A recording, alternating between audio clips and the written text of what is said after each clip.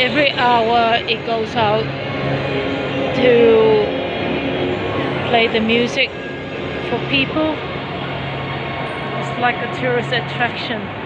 This is the big clock in Melbourne Central. And they put those decorations up. This one is the exact Melbourne Central. The point of it is the middle point of Melbourne. Quite a lot of people even after 9 o'clock. This is one of the most busiest place. The central shopping center. We have food court here, a piano there, but they remove it I think during the night. Now I'm going up. Today is the 3rd of December. It is Tuesday and I had grill for dinner.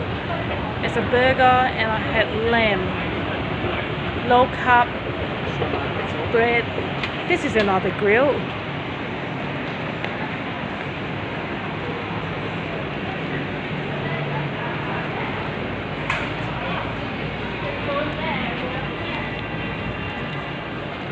I used to come here a lot.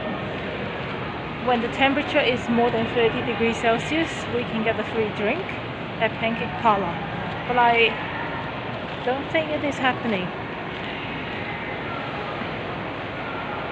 Yeah, yesterday these things are not here. This is new. It's new from today. They were not here yesterday. Alrighty, see you next time.